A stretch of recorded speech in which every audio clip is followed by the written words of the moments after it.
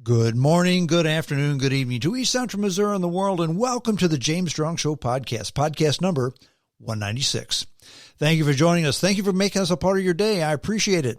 This podcast was recorded on the morning of Saturday, November the 21st, from the James Strong Studio in Western St. Charles County. My guest today, he's been on the podcast before. His name is Kyle Harris. He's a channel sales account executive with Daktronics.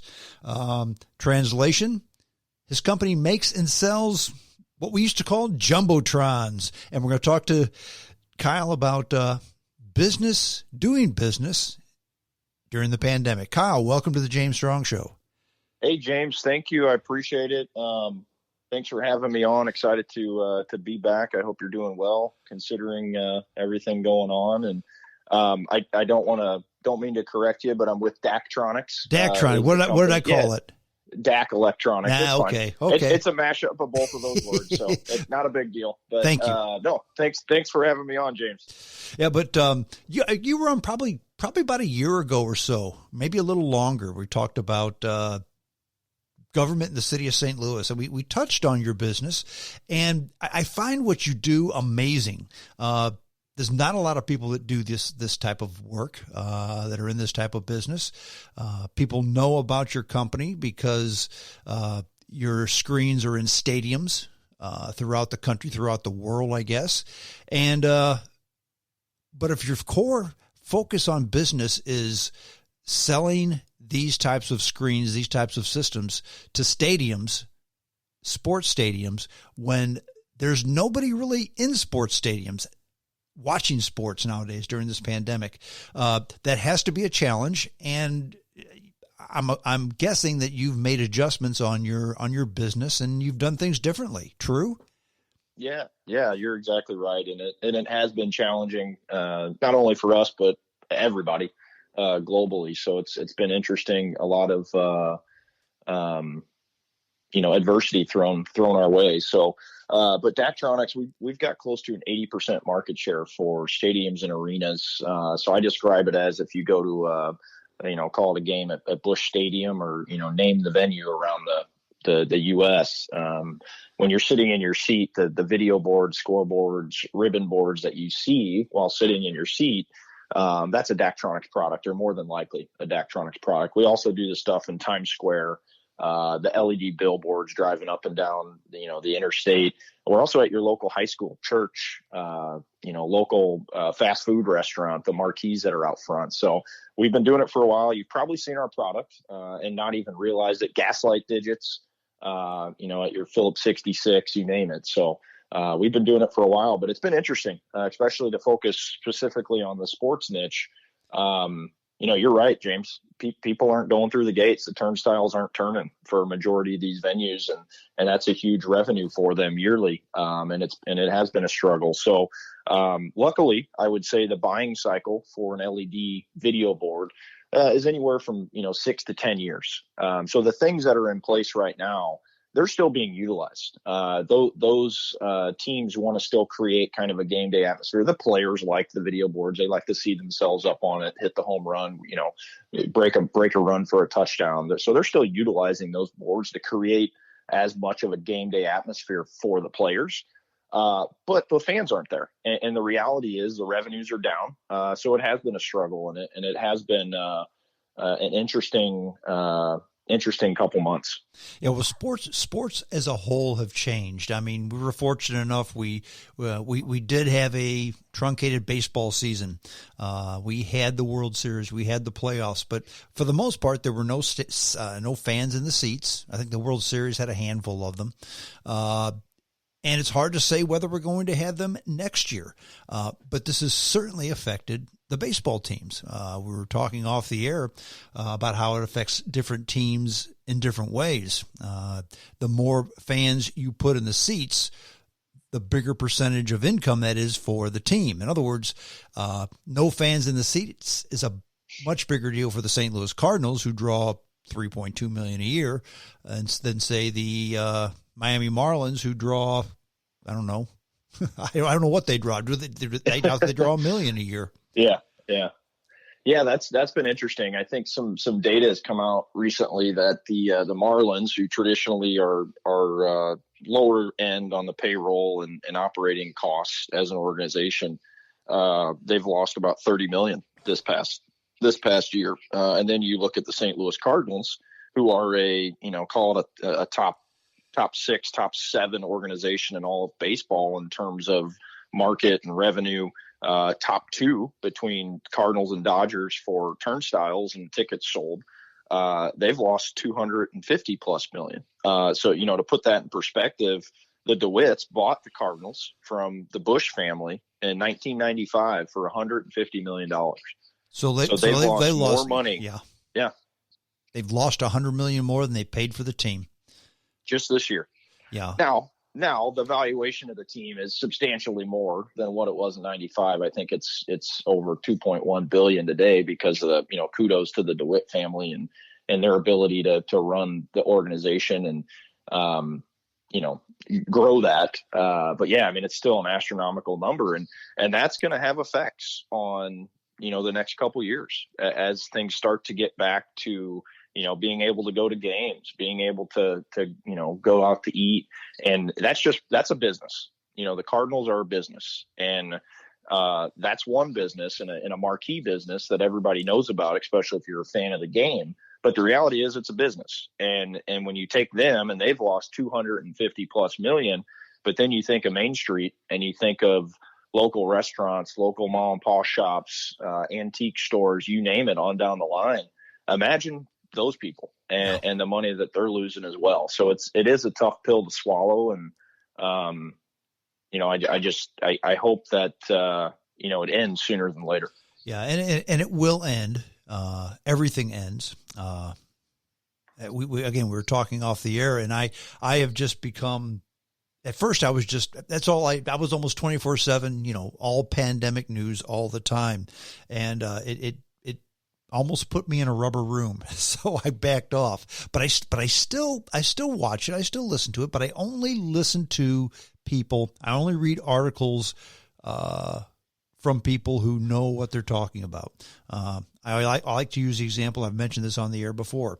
I was listening to KMOX, the local news station here in St. Louis, and they were going to have a guy on who was a doctor with St. Louis University Hospital. Okay, this guy obviously knows what he's talking about. I'm going to listen to him. And he immediately started talking about businesses and what businesses need to do and what this means to business and how a business needs to handle this. And very early into this interview, I came to realize that this doctor, while I'm sure he was a very wise man, smart man, educated man, and probably knew a lot about medicine, knew absolutely nothing about business. Bottom line is, you and I are not going to discuss DNA on today's podcast. We don't do that, but we do know our businesses and how this pandemic has affected our businesses, both from, I guess, February, March, whenever this began, to today, and today forward. Because when the smoke clears, when this is all over, we're going to be living in a very different world. Yes, no, I agree. And, I'm a firm believer in adversity, creates good in a sense, but you've got to learn from the trials that you've gone through, to grow from that. And from a company standpoint, Daktronics will be fine. They're going to come out of this, I think, stronger, than they were before. On a personal level, I'm a believer in that as well, that, you got to get through this. You got to take care of those around you, take care of yourself, do what's right. And like you said, everything comes to an end, and this will come to an end. And as a person, you learn from it, you grow from it.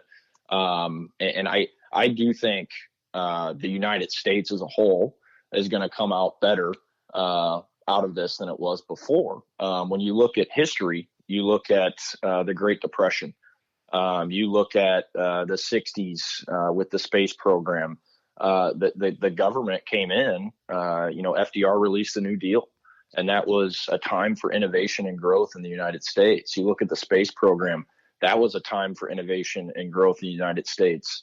I think we are in a very key time in the history of our country for growth and innovation. And I do think you're seeing that on a company scale. The government not necessarily is there yet, but you've got a lot of these public and private companies that their valuations are just skyrocketing because of the innovation that they're doing. And we're going to come out of this better than we were before. I'm a huge believer in that. Adversity and challenges forces people to change and evolve for the better. Yeah, and I agree with you 100%. How many times in the history of this country, out of the ashes rises the phoenix, and we've done this time after time after time. And the one thing I will caution people is you have to be careful because you don't like to give unsolicited information to people whom you work with or family members, because you become perceived as being pessimistic or a naysayer. But people keep saying, man, I can't wait till things get back to normal. Newsflash, the old normalcy is gone. It's going to be better, I agree, but it's going to be a lot different. And the reason I say that is, look at how we work. Look at how we shop. Look at how we exercise. That's all changed. And do you think, all these retail outlets are closing. They were hurting before the pandemic, and now they're really hurting. Restaurants are hurting. Now, when the smoke clears, people are going to want to go out to eat at a restaurant. Some numbers I've heard 40% of all restaurants are going to go out of business. Let's say that does happen. When the pandemic is finished, new restaurants will open. Banks will give them loans, and things, as far as the restaurant business goes, will be back to about where we were, because people want to go out to eat. Mm-hmm. How much money do you think banks are going to loan new shopping malls so they can rebuild their retail businesses? Zero. That's a really good question. Zero. Not much. And you've got to also consider all these people who have gone from, let's say, some service industry that closed down to now working with Amazon. Amazon alone has invested hundreds of millions of dollars into this new way of doing business. The people that work for them are not going to go back to their old jobs. And Amazon is not going to just say, oh, well, we invested this money, now everybody's going back to the shopping malls. That's just not going to happen. Yeah, no, I agree. And it's interesting, but I'm a believer. So what Amazon is doing is interesting, and it's brilliant. Let's be real. They've put together a business model that has been extremely successful. But what Amazon can't do is take away the local feel. They can take the commercialized, materialistic items and sell all they want. They can't sell the experience of going to a local restaurant. Correct. So there's still going to be a huge interest in that and a need for that, for community involvement. So they can't do that, and they can't take that away. But our society, the days of, I go to my parents' house, and when my parents listen to this, they're going to give me some trouble. But when you go to their house, they've got a giant storage room that they have furniture and they have stuff in, and they are attached to it because, this happened, and experiences with that. I think for future generations, that is kind of over, because it's so easy to jump on Amazon or you name the website and buy something new at a lower cost than traditionally maybe what they spent for the dining set they bought, when they got married, that's now sitting in the back because they bought a new one, or, they wanted to freshen it up, but they can't get rid of it. The minimalist living in the generation I'm in is prevalent because of that. And, the clunk and the clutter that they saw in houses. But Amazon has enforced that mentality as well, because you can just easily go on and buy something and do this and do that, but they can't take away the experiences of restaurants. So when you talk about retail spaces, banks not loaning them money, that kind of thing, I think you're going to see those spaces evolve. Like, I think of a Jamestown Mall. I grew up in North County. Okay. That thing is shuttered. That thing is closed down. It's nothing. They've tried to revitalize it for some government projects. That's a whole nother story. But those spaces are going to turn into, especially in your city areas, urban areas, livable spaces with restaurants and walkable areas. You're going to see more restaurants than shopping, and then you're going to start to see a couple shops scattered in there. But it's going to